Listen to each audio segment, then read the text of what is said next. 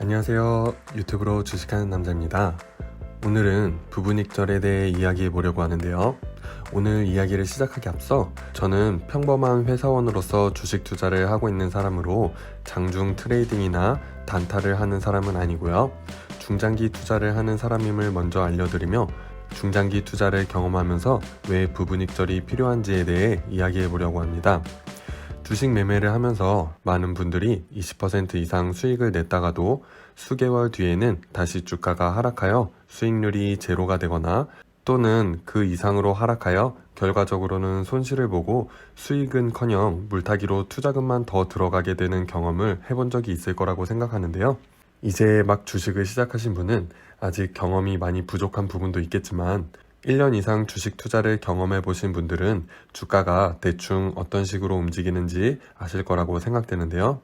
주가는 오를 때도 이런 식으로 상승과 하락을 반복하며 저점과 고점을 점점 높이는 식으로 상승하고, 하락할 때도 이런 식으로 상승과 하락을 반복하면서 고점과 저점을 낮춰가는 식으로 하락을 하는데요. 물론 종목에 따라서는 이렇게 갑작스럽게 급등하는 종목도 있고 반대로 어느 날 갑자기 이렇게 급락하는 종목도 있지만, 등락에 있어서는 시장의 움직임과 각 종목의 성격에 따라 다를 수 있겠지만 공통적으로 이야기할 수 있는 것은 상승하는 과정에 있어서도 조정이나 눌림목에 의한 하락이 나오고, 반대로 하락하는 과정에 있어서도 다음과 같이 기술적 반등이 나온다는 건데요. 차트에 대한 지식이나 이해도 그리고 경험이 어느 정도 있는 분이라면 이 화살표 구간의 움직임이 눌림목인지 기술적 반등인지 하락 추세가 어디서 끝날지 각 구간에서 어떻게 대처해야 할지에 대해 어느 정도 유추하며 대응 전략을 세워두겠지만, 일반적인 주린이 분들의 경우 쉽게 대응하기 어려울 거라고 생각되는데요. 앞서 이야기 드렸듯이 저도 평범한 회사원으로서 투자를 하고 있으므로 주식 전문가는 아니지만 지금은 어느 정도 주식 투자에 대한 제 나름의 투자 철학이 정돈되어 있다고 생각하는데요. 제가 주식 투자를 처음 시작하였을 때 의존했던 것은 막연한 기대감이 아니었나 생각합니다. 상승할 때에는 더 오르겠지에 대한 기대감, 또 기대감, 고점에서도 전망이 좋은 뉴스가 나왔고 앞서 눌림목이 나온 후 상승했으니 여기서 눌림이 나오고 더 상승하겠지 하는 기대감, 많이 빠졌으니 반등해주겠지 하는 기대감, 저점을 높여줬으니 매수세가 들어오면서 반등해주겠지 하는 또 기대감, 그러다 더 하락하면 이제 빠질 만큼 빠졌으니 조정도 끝났겠지 하는 기대감, 그러다 매수 평단가까지 내려오면 고민하기 시작합니다. 더 빠지기 전에 뺄까 하는 고민과 올라간 만큼 다 빠졌으니 반등이 나오겠지 하는 기대감이 공존하는 구간이 찾아옵니다. 하지만 더 하락하여 마이너스 5%, 마이너스 10%가 되는 순간이 찾아오죠.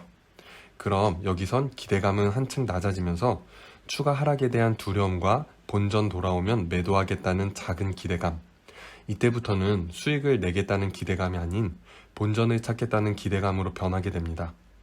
그러다가 주가가 더 빠지게 되어 20% 이상 손절이 나게 되면 본전에 대한 기대감마저 사라지게 되어 손절 혹은 존버를 고민하게 되는 구간이 찾아오게 되죠. 그런데 경우에 따라선 존버하는데 회복은커녕 추가 하락으로 마이너스 50% 이상 손실을 보는 경우가 생기기도 하고, 손절을 결심했는데 내가 손절하는 순간부터 회복과 반등이 시작된다는 거죠. 공감하시나요? 이 부분에서 공감하신다면 좋아요 한번 부탁드릴게요. 그리고 여기서부터 여기까지의 기간은 적게는 약 2개월에서 3개월, 회복하는 데까지는 길게는 그 이상으로 경우에 따라서는 몇 년이 걸리는 경우도 있죠. 이렇게 각 수익률을 임의로 나타내어 10%라고 표기한 지점이 전고점이라고 가정한 상태에서 임의로 전고점 대비 10% 하락한 지점에서 100주를 매수하였다고 가정한다면 전고점 지점에서 상향을 돌파할지 또는 하락할지 알 수 없으니 전고점에서 20주든 30주든 자신이 정해놓은 수량을 일부 익절함으로써 안전하게 일부 수익 실현 후 나머지 잔량으로 추가 수익을 기대해보는 전략을 가져감으로써 상승 추세가 지속되지 않고 하락 전환이 나오더라도 일부 수익 실현으로 인해 부담감을 줄이며 수익 실현한 자금으로 다시 한번 저점 추가 매수를 노려볼 수 있겠고요. 상승이 지속되어 또다시 자신이 정해놓은 익절 라인에서 적절히 익절하여 수익을 실현한다면 손실 없이 수익을 낼 수 있는 거라고 생각하고요.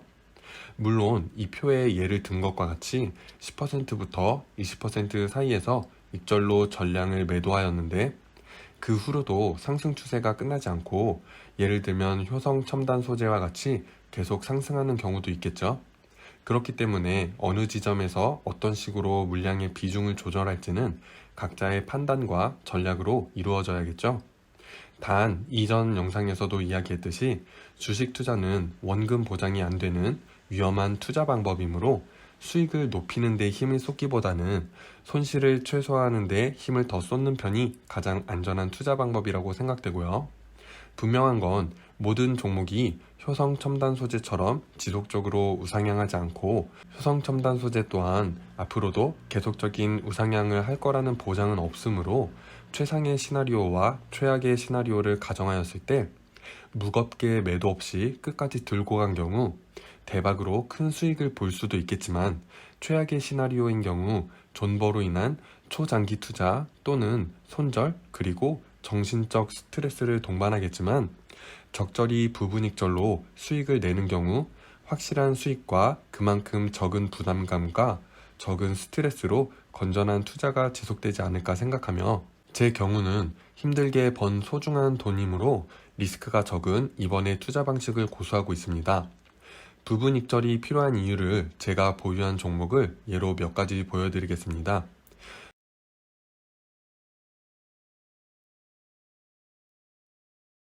매매 손익을 올해로 설정해서 기간 내 손익 합계를 살펴보면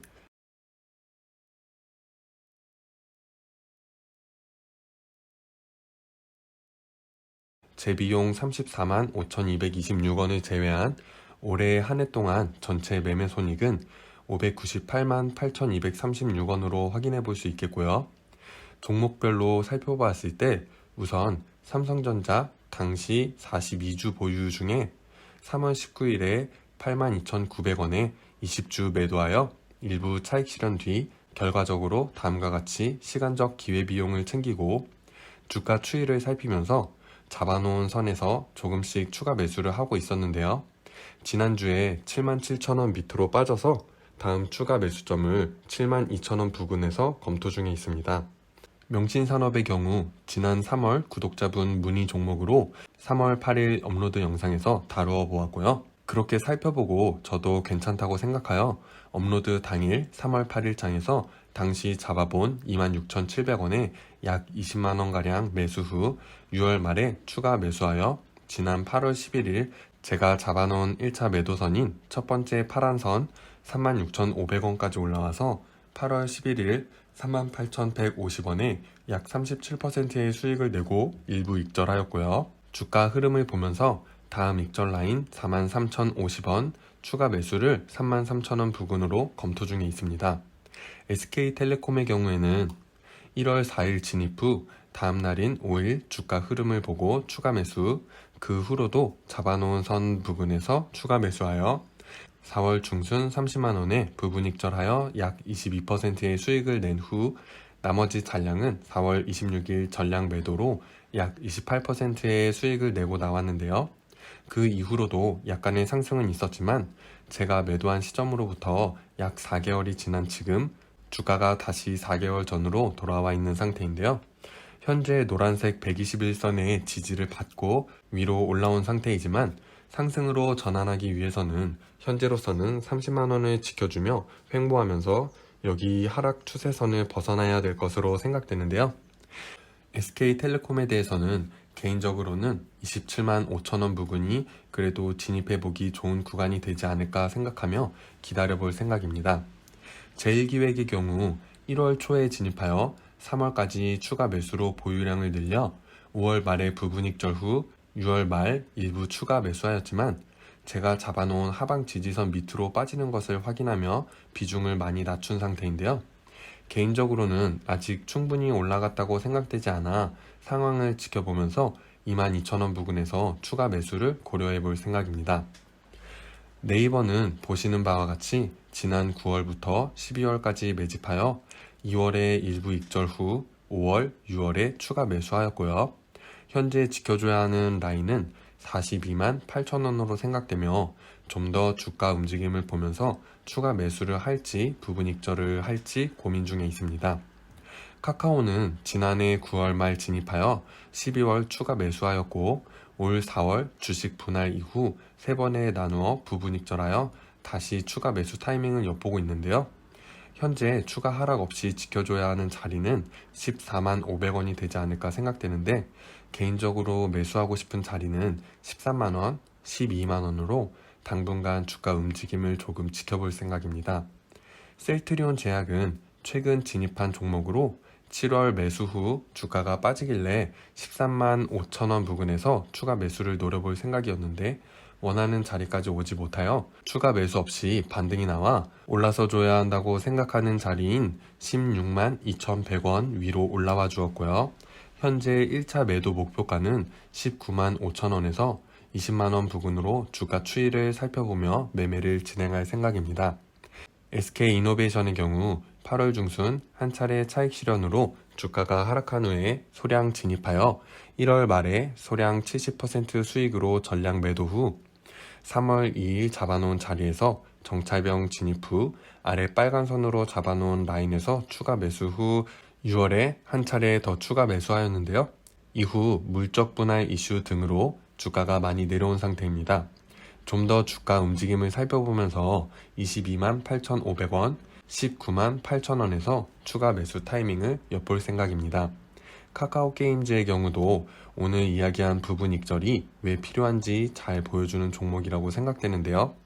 이 종목의 경우 상장 후 주가 흐름을 보며 작년 10월 정찰병으로 소량 진입하여 당시 6, 7월쯤에 발표될 예정이었던 신작 오딘의 성과를 기대하여 조금씩 매집하였다가 급등에 2번에 나누어 전량 매도하였고요.